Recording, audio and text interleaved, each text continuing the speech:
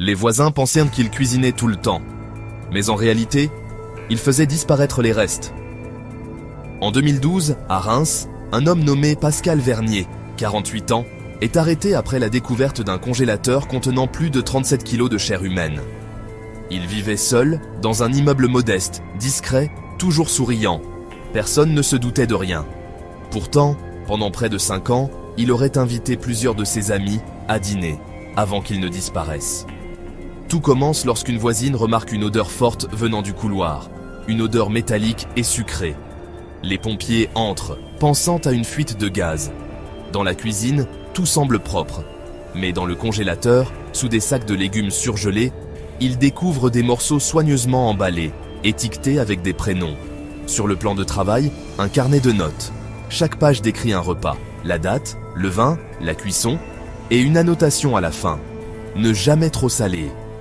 Le plus troublant, c'est que la police ne trouve aucune trace de lutte dans l'appartement. Pas de sang, pas d'empreintes anormales. Juste une table dressée pour deux, et une assiette vide en face de la sienne.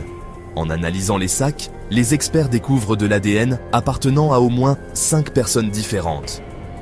4 ont été identifiés, tous d'anciens collègues de Vernier, disparus entre 2007 et 2011. Quand on l'interroge, Vernier répond calmement. Il voulait rester un peu plus longtemps. Les enquêteurs trouvent sur son ordinateur des fichiers intitulés « Menus divers » et « Recettes spéciales ».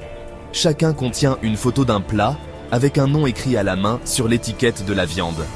L'un des dossiers s'appelle « Stéphane Bourguignon ». Lors de son procès, Vernier garde le même sourire. Il explique qu'il voulait garder une trace des gens qu'il aimait. Il dit qu'il ne supportait pas de les voir partir, et conclut. Tant qu'ils sont là, dans ma cuisine, je ne suis pas seul. Il est condamné à la perpétuité, sans possibilité de libération. Son appartement a été détruit. Mais selon les pompiers, l'odeur n'est jamais vraiment partie. Abonne-toi à Crimisard pour plus d'histoires vraies et de mystères non résolus.